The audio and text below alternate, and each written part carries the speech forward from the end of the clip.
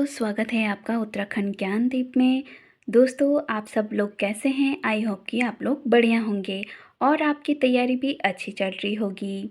आज की इस वीडियो में उत्तराखंड में पर्यटन उद्योग और पर्यटन से संबंधित महत्वपूर्ण कार्यक्रम पर चर्चा करेंगे। दोस्तों, क्या आप लोग जानते हैं कि उत्तराखंड भारत का सबसे तेजी से बढ़ता पर्यटन राज्य बन चुका है? और देवभूमि उत्तराखंड हर साल लाखों टूरिस्ट क्यों आकर्षित करता है? क्योंकि देवभूमि उत्तराखंड सिर्फ धार्मिक ही नहीं बल्कि एडवेंचर और नेचर लवर्स का भी स्वर्ग है। उत्तराखंड के चार धाम बद्रीनाथ, केदारनाथ, गंगोत्री, यमुनोत्री मंदिर से लेकर औली तक यहाँ हर साल लाखों टूरिस्ट आते हैं। बढ़ते टूरिज्म के साथ पर्यावरण पर खतरा भी बढ़ रहा है, इसलिए ज़रूरी है सस्टेनेबल टूरिज्म को अपनाना। आप कब जा रहे हैं दोस्तों उत्तराखंड? कमेंट करें। तो अगर आप उत्तराखंड की तैयारी कर रहे हैं तो इस वीडियो को अंत तक ज़रूर देखें। उत्तराखंड पर्यटन उद्योग। उत्तराखंड में पर्यटन की अपार संभावनाएं हैं। देवभूमि के नाम से प्रसिद्ध उत्तराखंड में पर्यटन का मूल स्तंभ धार्मिक और आध्यात्मिक पर्यटन है। पर्यटन विकास कार्यों की समीक्षा और क्रियान्वयन के लिए उत्तराखंड पर्यटन विकास परिषद अधिनियम 2001 के तहत उत्तराखंड पर्यटन विकास बोर्ड का गठन 28 नवंबर 2001 को किया गया और जिसका मोटो उत्तराखंड सिंपली हेवन है। दोस्तों, उत्तराखंड के एग्जाम में पूछा भी गया है कि उत्तराखंड पर्यटन विकास बोर्ड का गठन कब किया गया था और किस अधिनियम के तहत किया गया था। तो दोस्तों, अधिनियम 2001 के तहत और गठन हुआ था 28 नवंबर 2001 को और इसका मोटो क्या है? Uttarakhand simply heaven. और पर्यटन विकास बोर्ड का गठन करने वाला उत्तराखंड प्रथम राज्य है। राज्य ने पर्यटन का मॉडल सिंगापुर से लिया है। राज्य सरकार ने प्रथम बार पर्यटन नीति का निर्धारण 26 अप्रैल 2001 जिसमें संशोधन कर नई पर्यटन नीति 2018 जारी की गई। राज्य सरकार ने वर्ष 2015 को पर्यटन वर्ष के रूप में मनाया। रामनगर, जो कि आपका नैनीताल में है, तो रामनगर के समीप स्थित चूना खान में centre for eco tourism and sustainable livelihood की स्थापना की गई। दोस्तों, उत्तराखंड के एग्जाम में पूछा जाता है कि centre for eco tourism and sustainable livelihood की स्थापना कहाँ की गई है? तो रामनगर के समीप चूना खान में। और उत्तरकाशी के मोटार तथा अगोड़ा गांव और देहरादून जौनसार भाबर क्षेत्र के कोटी इंद्रोली गांव को पर्यटन हब के रूप में विकसित किया जा रहा है। राज्य में वर्तमान में एक औद्योगिक न्यायाधिकरण और श्रम न्यायालय हल्द्वानी में और 3 श्रम न्यायालय आपके देहरादून, हरिद्वार और काशीपुर में है। और उत्तराखंड को 2000 से 2001 में भारत सरकार द्वारा पर्यटन प्रोत्साहन हेतु राष्ट्रीय पुरस्कार मिला है। दोस्तों, अब पर्यटन संबंधी कुछ महत्वपूर्ण कार्यक्रम हैं, मोस्ट इम्पोर्टेंट हैं दोस्तों। यहाँ से काफ़ी प्रश्न पूछे भी गए हैं स्टेटमेंट के फॉर्म में, तो आप लोग अच्छे से रिवीजन कीजिएगा। और नोट डाउन ज़रूर कीजिएगा।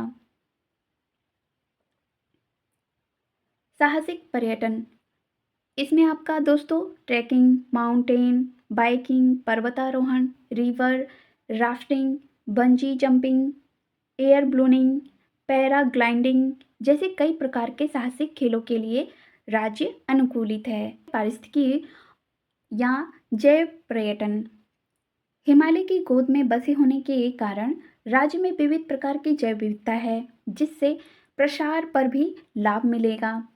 दोस्तों, उत्तराखंड के एग्जाम में पूछा भी गया है कि जैव पर्यटन किससे संबंधित है? तो जैव पर्यटन आपका विविध प्रकार की जैव विविधता से संबंधित है। अगला है आरोग्य एवं स्वास्थ्य पर्यटन। दोस्तों, इसमें क्या है कि योग की संभावनाओं को देखते हुए राज्य में इस प्रकार के पर्यटन को बढ़ावा दिया जा रहा है। ऋषिकेश को पहले ही विश्व की योग राजधानी कहा जाता है। इस प्रकार के कार्यक्रमों से पर्यटन विकास को बढ़ावा मिलेगा। अब दोस्तों, स्टेटमेंट के फॉर्म में पूछा गया है कि दोस्तों दोस्तों उत्तराखंड के एग्जाम में स्टेटमेंट के फॉर्म में पूछा भी गया है कि स्वास्थ्य पर्यटन किससे संबंधित है या किस कार्यक्रम से संबंधित है। तो योग से संबंधित है।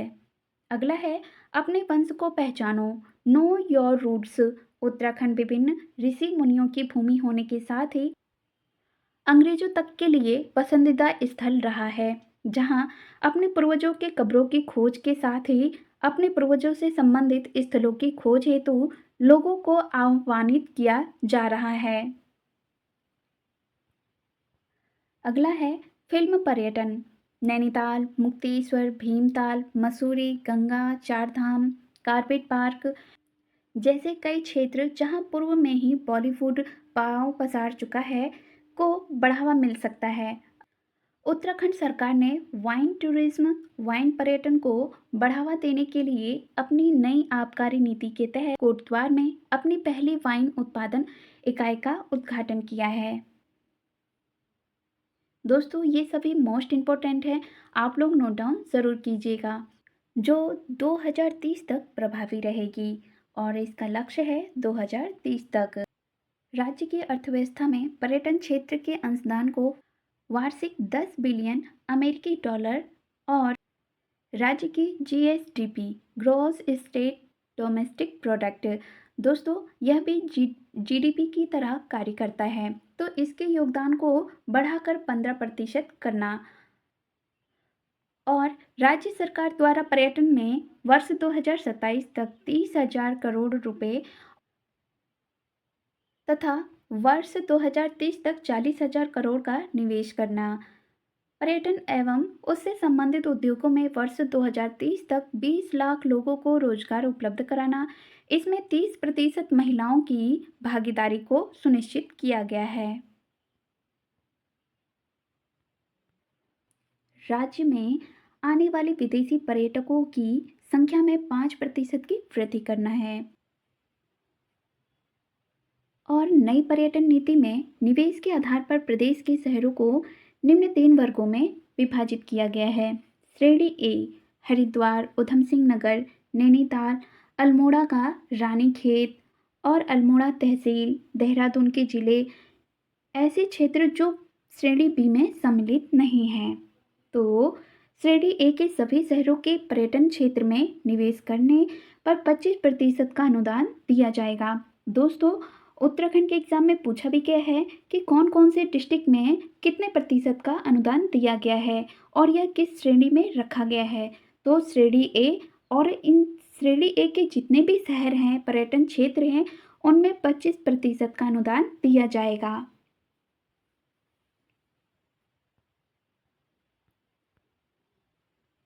श्रेणी बी देहरादून का कालसी, चक्राता, त्यूनी, पौड़ी, पौड़ी का लैंसडाउन, कोटद्वार, यमकेश्वर, धूमाकोट तहसील और टिहरी का नरेंद्र नगर तथा धनोल्टी, बागेश्वर जनपद का गरुड़ तहसील और अल्मोड़ा का शेष भाग जो श्रेणी ए में शामिल नहीं है। तो श्रेणी बी के सभी शहरों के पर्यटन क्षेत्र निवेश करने पर 35% का अनुदान दिया जाएगा। अब दोस्तों, श्रेणी ए में 25% का अनुदान दिया गया है और श्रेणी बी में 35% का अनुदान दिया जाएगा। श्रेणी सी उत्तरकाशी, रुद्रप्रयाग, पिथौरागढ़, चमोली, चंपावत के संपूर्ण क्षेत्र, पौड़ी और टिहरी के शेष क्षेत्र जो श्रेणी बी में शामिल नहीं हैं। बागेश्वर के गरुड़ तहसील के अतिरिक्त संपूर्ण क्षेत्र। श्रेणी सी के सभी शहरों के पर्यटन क्षेत्र में निवेश करने पर 50% का अनुदान दिया जाएगा। पर्यटन क्षेत्र में निवेश करने पर स्टाम्प शुल्क में 100% की छूट दिए जाने का प्रावधान है।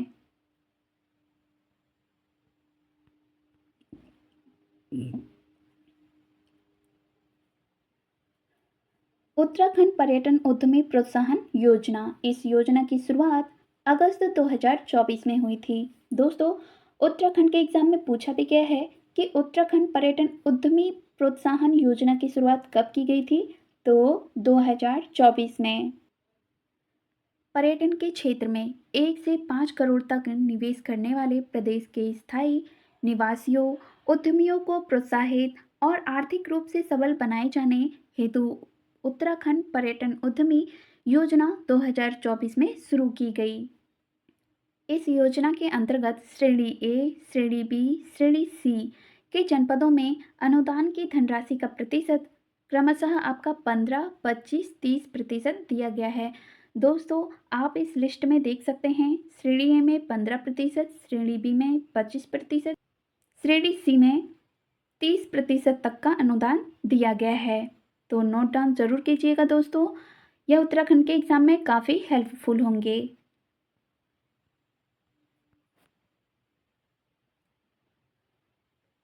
दीनदयाल उपाध्याय आवास विकास होम स्टे योजना। इसकी शुरुआत 2018 में की गई थी। वर्ष 2015 में शुरू गृह आवास योजना या फिर हम इसे होम स्टे कह सकते हैं, तो इस जो होम स्टे योजना है इसमें समाहित कर दी गई थी। तो उत्तराखंड के एग्जाम में पूछा भी गया है कि दीनदयाल उपाध्याय आवास विकास योजना, जो कि हम होम स्टे कहते हैं, तो इसकी शुरुआत पूछा गया है दोस्तों। तो इसकी शुरुआत हुई थी 2018 में। अगला है वीर चंद्र सिंह गढ़वाली पर्यटन स्वरोजगार योजना। दोस्तों, इसकी शुरुआत हुई थी 1 जून 2002 को। राज्य के मूल स्थायी निवासियों और मुख्य रूप से युवाओं को पर्यटन सेक्टर में अधिकाधिक स्वरोजगार उपलब्ध कराने के उद्देश्य से शुरू की गई है। दोस्तों, उत्तराखंड के एग्जाम में पूछा भी गया है कि वीर चंद्र सिंह गढ़वाली पर्यटन स्वरोजगार योजना की शुरुआत कब की गई थी, तो 1 जून 2002 को। मोस्ट इम्पोर्टेंट है दोस्तों, आप लोग नोट डाउन जरूर कीजिएगा। और इसके तहत होटल और रेस्टोरेंट, टेंट नुमा आवासीय योजना, पर्यटक वाहन, एसडीटी, पीसीओ आदि के लिए उद्यमियों को ऋण पर्यटन विभाग के माध्यम से बैंकों द्वारा उपलब्ध कराया जाता है। तो दोस्तों, मोस्ट इम्पोर्टेंट है, आप लोग नोट डाउन जरूर कीजिएगा। Service sector policy 2023। राज्य की प्रथम सर्विस सेक्टर पॉलिसी को 12 सितंबर 2023 में मंजूरी दी गई, जो कि 31 दिसंबर 2030 तक लागू रहेगी। दोस्तों, उत्तराखंड के एग्जाम में पूछा भी जाता है, राज्य की प्रथम सर्विस सेक्टर पॉलिसी को कब मंजूरी दी गई थी और यह कब तक लागू रहेगी। तो 12 सितंबर 2023 में मंजूरी दी गई और 31 दिसंबर 2030 तक लागू रहेगी। अब दोस्तों, इसका लक्ष्य क्या है कि 60,000 करोड़ के निवेश और 20 लाख लोगों को रोजगार और 10 लाख श्रमिकों का कौशल विकास करना है। इसके तहत कुछ विशेष सेक्टर जैसे कि हेल्थ केयर, शिक्षा, फिल्म, खेल, डाटा सेंटर, हॉस्पिटल, वेलनेस आदि में सब्सिडी मिलेगी। और इसके तहत पर्वतीय क्षेत्रों में निवेश की सीमा 50 करोड़ और मैदानी क्षेत्रों में 100 करोड़ रखी गई है। राज्य में पर्यटक स्थल को थीम के आधार पर विकसित करने के लिए 13 डेस्टिनेशन योजना का शुभारंभ 2018 में किया गया। केंद्र सरकार की पर्वतमाला योजना के तहत उत्तराखंड में रोपवे प्रोजेक्ट का निर्माण भी किया जाना आसान हो सकता है। राज्य में देहरादून में मसूरी रोपवे परियोजना का निर्माण कार्य प्रारंभ किया गया है। तो साहसिक पर्यटन गतिविधियां, तो देखते हैं दोस्तों इनकी गतिविधियां कौन कौन सी हैं। वर्ल्ड एक्रो चैंपियनशिप एवं एरो शो टिहरी, दिनांक 19 दिसंबर 2024 से 23 दिसंबर 2024 तक पर्यटन विभाग के द्वारा टिहरी में वर्ल्ड एक्रो चैंपियनशिप एवं एरो शो का भव्य आयोजन किया गया है। उक्त प्रशिक्षण कार्यक्रम का लक्ष्य जून 2025 तक 160 से अधिक कुशल पैराग्लाइडर को सशक्त बनाने का है। महिला white water river rafting guide प्रशिक्षण शिविर का 5 दिवसीय आयोजन अप्रैल 2024 में ऋषिकेश में किया गया। इसके तहत ही 3 माह की इंटर्नशिप कराई जाती है। अगली गतिविधि है भीमताल झील में लाइफ सेविंग टेक्निक एवं बेसिक बेसिक कयाकिंग। इसके अंतर्गत साहसिक गतिविधियों के अंतर्गत इसमें साहसिक गतिविधियों के अंतर्गत राफ्टिंग के दौरान रेस्क्यू का प्रशिक्षण देना है। और अगली गतिविधि है मुख्यमंत्री उद्यमशाला योजना। मोस्ट इंपॉर्टेंट है दोस्तों। इस योजना का उद्देश्य राज्य में ग्रामीण क्षेत्रों के युवाओं और महिलाओं को उद्यमिता और स्वरोजगार के अवसर प्रदान करना है। इससे पूर्व इस योजना का नाम रूरल बिजनेस इनक्यूबेटर योजना था, जिसे हाल ही में मुख्यमंत्री उद्यमशाला योजना नाम दिया गया है। तो मोस्ट इंपॉर्टेंट है, उत्तराखंड के एग्जाम में पूछा भी गया है। मुख्यमंत्री उद्यमशाला योजना से प्रश्न पूछा भी गया है कि यह किससे संबंधित है। तो ग्रामीण क्षेत्रों के युवाओं महिलाओं को उद्यमिता और स्वरोजगार के अवसर प्रदान करना है। पीएम विश्वकर्मा योजना, इसकी शुरुआत 17 दिसंबर 2023 में की गई थी। इस योजना का उद्देश्य पारंपरिक कारीगरों का कौशल उन्नयन एवं वित्तीय सहायता प्रदान करना है। पीएम विश्वकर्मा योजना के प्रथम चरण में उत्तराखंड के 4 जनपदों का चयन किया गया है: अल्मोड़ा, बागेश्वर, पिथौरागढ़, चंपावत। योजना का लाभ लोहार, सुनार, कुम्हार, मूर्तिकला आदि व्यवसाय में कारीगरों और हस्तशिल्प श्रमिकों को मिलेगा। इन्हें आधुनिक और बेहतर उपकरणों की खरीद के लिए 15,000 की आर्थिक सहायता प्रदान कराना और 5% की रियायती ब्याज दर पर 3 लाख रुपए की वित्तीय सहायता करना है। दोस्तों, तो उत्तराखंड के एग्जाम में पूछा जाता है कि पीएम विश्वकर्मा योजना की शुरुआत कब की गई थी। तो 17 सितंबर 2023 को। मोस्ट इम्पोर्टेंट है। अब अगला जो है यह बहुत ही ज़्यादा इम्पोर्टेंट है। अब पढ़ते हैं अंतर्राष्ट्रीय पर्यटन दिवस 2024 के अवसर पर पुरस्कृत उत्तराखंड के सर्वश्रेष्ठ पर्यटन ग्राम पुरस्कार से सम्मानित। तो ऐसे कौन से गांव हैं जो सर्वश्रेष्ठ पर्यटन ग्राम पुरस्कार से सम्मानित किया गया है? मोस्ट इम्पॉर्टेंट है, आप लोग नोट डाउन जरूर कीजिएगा दोस्तों। करंट अफेयर में भी यहाँ से प्रश्न बने हैं। तो सूपी गांव है दोस्तों, बागेश्वर में है और इसे सर्वश्रेष्ठ पर्यटन कृषि पर्यटन गांव से सम्मानित किया गया है। जखोल आपका उत्तरकाशी में है, इसे साहसिक पर्यटन। और हरसिल आपका उत्तरकाशी में है। वाइब्रेट ब्लेज और गूंजी गांव जो कि आपका पिथौरागढ़, वाइब्रेंट ब्लेज सर्वश्रेष्ठ पर्यटन ग्राम पुरस्कार से सम्मानित किया गया है। सूपी गांव के 80% परिवार जैविक खेती करते हैं। 27 सितंबर 2023 को राष्ट्रीय पर्यटन दिवस पर उत्तराखंड के सरमौली गांव उत्तरकाशी को सर्वश्रेष्ठ पर्यटन गांव का पुरस्कार दिया गया है। उत्तराखंड पर्यटन उद्यमी प्रोत्साहन योजना, इसकी शुरुआत 2024 में हुई थी और इसका उद्देश्य है लघु पर्यटन इकाइयों की स्थापना करना और समावेशी आर्थिक विकास को बढ़ावा देना है। खंड मंदिर माला मिशन, इस योजना के तहत प्रथम चरण में चयनित 16 मंदिरों में से 9 मंदिरों को शामिल किया गया है, जिसमें आपका जागेश्वर धाम, नंदा देवी मंदिर, पाताल भुवनेश्वर, हाटकालिका, बैजनाथ मंदिर, नैना देवी, कैची धाम, पाताल रुद्रेश्वर, माँ वराही देवी, देवीधुरा शामिल है। मानसखंड मंदिरों का देश भर में प्रचार प्रसार किए जाने के उद्देश्य से पर्यटन विभाग द्वारा IRCTC के साथ मिलकर भारत गौरव मानसखंड एक्सप्रेस ट्रेन का संचालन पुणे, बेंगलोर, मुंबई, चेन्नई से टनकपुर तक करवाया जा रहा है। दोस्तों, यह भी मोस्ट इम्पोर्टेंट है, यहाँ से भी प्रश्न पूछे जाते हैं। प्रधानमंत्री रोजगार सृजन कार्यक्रम PMEGP अगस्त 2008 से प्रारंभ। इसके तहत ग्रामीण शहरी क्षेत्रों के बेरोजगार व्यक्तियों को स्वावलंबी बनाना, रोजगार के नए अवसर उपलब्ध कराना है। दोस्तों, यह भी जो कार्यक्रम है मोस्ट इम्पोर्टेंट है। पूछा जा सकता है कि प्रधानमंत्री रोजगार सृजन कार्यक्रम किससे संबंधित है। तो बेरोजगार व्यक्तियों को रोजगार के अवसर उपलब्ध कराना है और उन्हें स्वावलंबी बनाना है। अगला है ईज ऑफ डूइंग बिजनेस। वर्ष 2021 में ईज ऑफ डूइंग बिजनेस के सुधार कार्यक्रमों में उत्तराखंड अचीवर्स श्रेणी में सम्मिलित हुआ है। उत्तराखंड से निर्यात एवं आयात की स्थिति। नीति आयोग की एक्सपोर्ट प्रिपेयर्डनेस इंडेक्स में वर्ष 2022 की रैंकिंग में हिमालयी राज्यों में उत्तराखंड प्रथम स्थान और संपूर्ण देश में 9वें स्थान पर है। राज्य से निर्यात को बढ़ावा देने के लिए 15 दिसंबर 2021 को नई निर्यात नीति लागू की गई। दोस्तों, यह भी मोस्ट इम्पोर्टेंट है।